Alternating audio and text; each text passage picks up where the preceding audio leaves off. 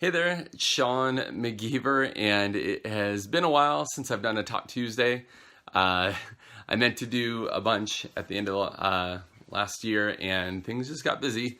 So we are here starting a new semester, and we in our club are heading into Luke, starting all over again, but this time in the even chapter. So on next Monday, we are going to do Luke chapter 2. So I'm going to give you some ideas and some thoughts about how you might be able to use Luke chapter 2 in a Young Life Club talk.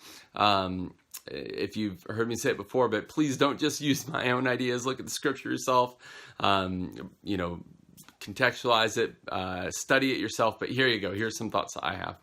First off, I think Luke 2 could be a great just intro talk, just like what we're going to do in our club every semester. We want to go through the gospel, and we use the gospels to do that, and Luke chapter 2 is awesome for that. Luke chapter 2 basically begins with the birth of Jesus, and it ends with Jesus being 12 years old and being at the temple. And so we have this great snapshot of the early life of Jesus. And so I think it'd be a good intro talk. It doesn't have a lot of just dense theology or healing or anything like that, but it's just one of these good, who is Jesus kind of chapters. So it doesn't talk a lot about his divinity and stuff, but it does talk a lot about his humanity. And we always want to make sure that we lift up both aspects of Jesus, that he's both God and that he's human.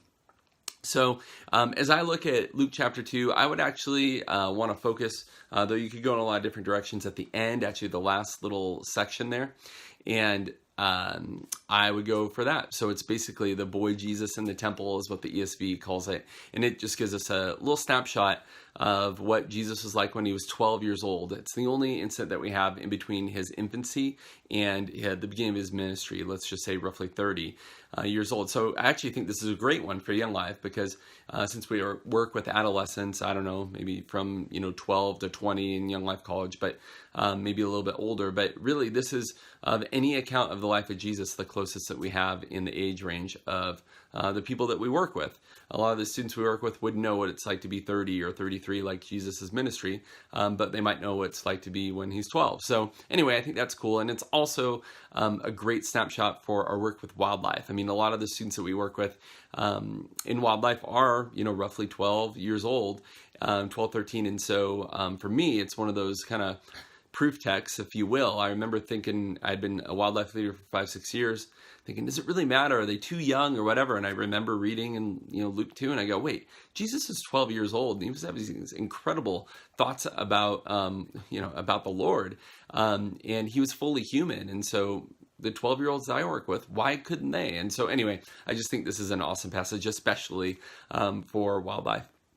So anyway, here's a main point that you could run with this story, which is just basically, you can read it, but he was left in the temple. They had been up in Jerusalem to visit, and I have some notes on that in a moment, and his parents left him there, and they find Jesus sitting there asking or listening to great teaching and asking great questions of the teachers who were there.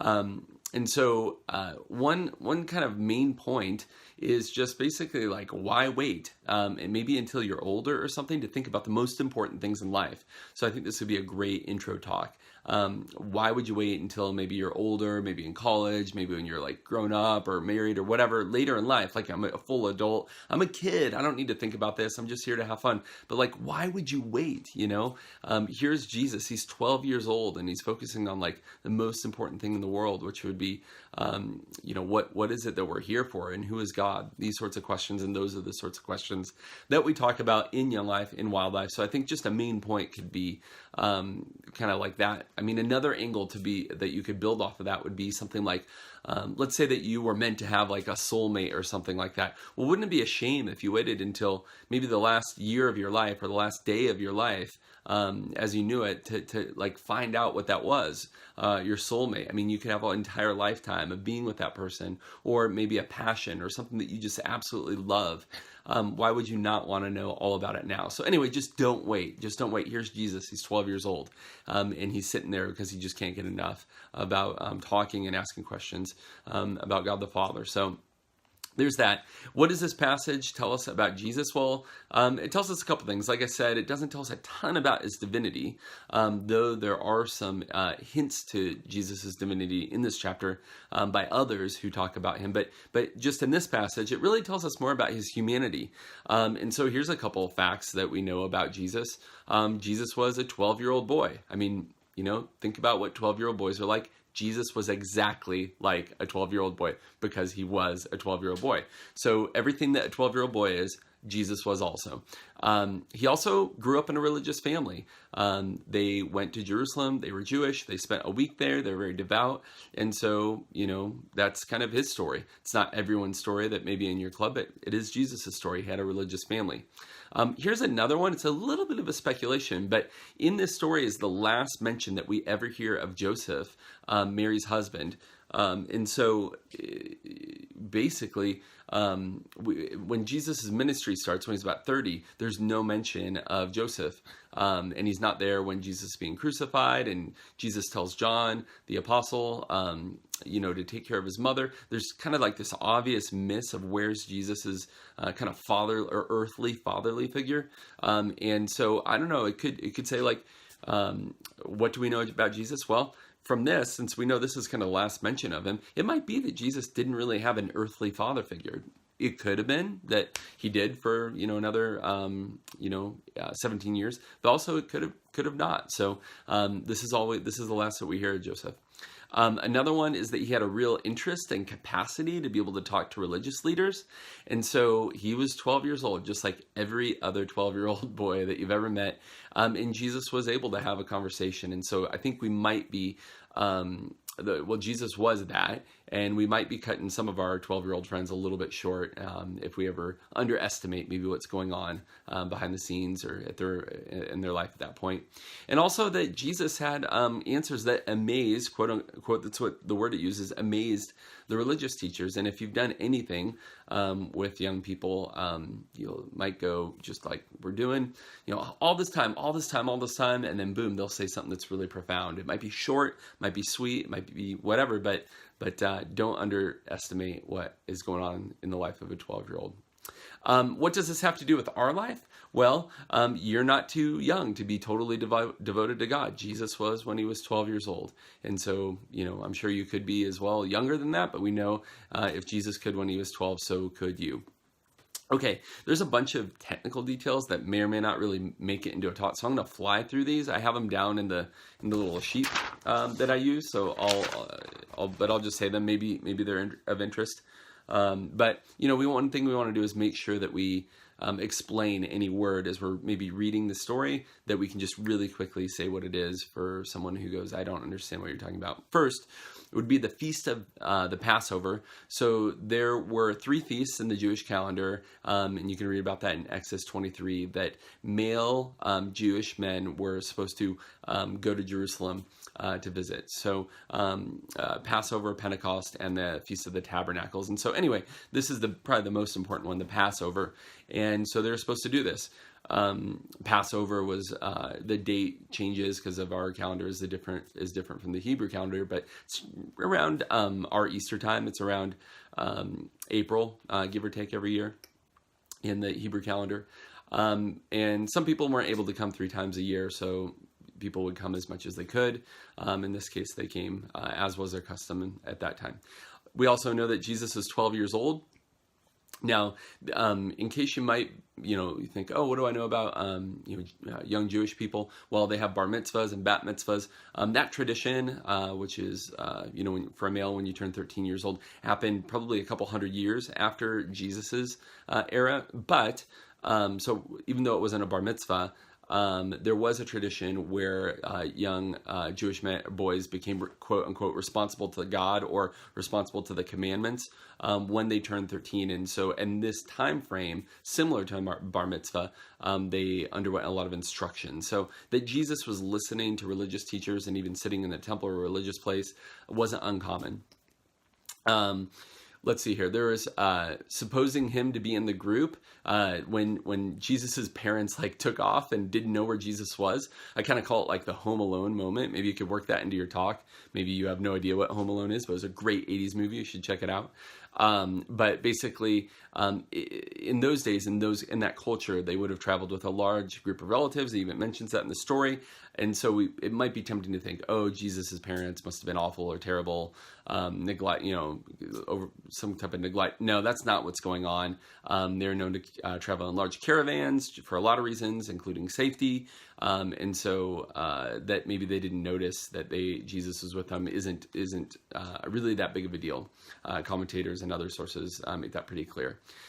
So there is that. There's the temple, and that is the primary religious center for all Jewish people. It's hard to underestimate the significance of the temple for Jewish people, but it might be interesting to know that if Jesus was living in Nazareth, Jerusalem, they're about 80 miles apart. So this travel that they had would have been probably like 3-4 days, more or less, maybe a little bit longer. But if you could imagine 80 miles away, that's kind of how far they went. Another thing would be maybe the most interesting bit from the whole conversation here in verse 49 is Jesus talks about my Father's house. What does he say here? He says, and he said to them, why were you looking for me? Did you not know that I must be in my Father's house? And so that's kind of curious because the people who are looking for him, Mary and Joseph, those are his parents. And he's talking about, I need to be in my Father's house. Well, kind of his earthly father's Joseph. So he's clearly alluding to something very significant there. We don't get like a full glimpse of what it is, but it could be the smallest hint in this chapter of Jesus having his own self-understanding about his relationship with God, the Father. So there's that. Another translation is I'm about my Father's business, my Father's house, just about the Father in one way or another. And then last, verse 52, when it talks about Jesus increasing in wisdom and stature and in favor of God with man, well, clearly he was a 12-year-old that was growing and increasing in capacity, just like any other human would be.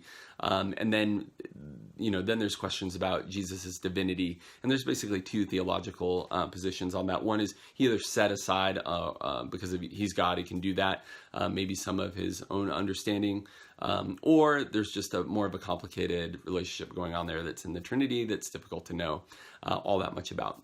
I'll move on just to two illustrations and then I'll be done. One illustration could be that you just talk about losing something, so you have a little bit of fun with it. Basically, Jesus's parents had lost him. So maybe like have your keys or a wallet or maybe your phone or something like that and just say, have you ever lost anything? Well, I'm going to tell you a story of probably the, most terrible loss ever. They lost the Son of God and they're his parents. So a little fun there. But maybe this one, if you want to go for a more significant point about like, don't wait to seriously consider a relationship with Christ. You could use, just like on an iPhone or something, like a clock, like a countdown timer. And on there, you could just start it and have it counting down or counting up or whatever, and just say, I might just start it at the beginning of my talk and leave it up there, maybe put it on a chair and just have kids look at it and don't explain it maybe until 2/3 of the way into your talk and say, I bet you've been wondering about that talk. And you could either, whether it's counting down or counting up, say, it's taken me about 10 minutes to get here. And why in the world would you want to wait 10 minutes without having the most amazing thing in your life? Why would you want to wait 10 minutes more if you knew that you had the perfect person out there for you, or your passion or your purpose in life? Wouldn't you want to have known that 10 minutes ago? Well, I don't want you to wait 10 minutes more. I want to tell you why you're here and why we're all here, which is we're here for a relationship with Jesus Christ. We're created for him and by him. And so anyway, you can just kind of close with that, kind of using a timer. I think that could be a lot of fun. So I'm going to wrap it up. I hope that you have even better ideas than I do and really work through this passage or maybe other sections in Luke 2. But I hope you have a good one, and many blessings on your work with Young Life and Wyldlife people. All right, bye.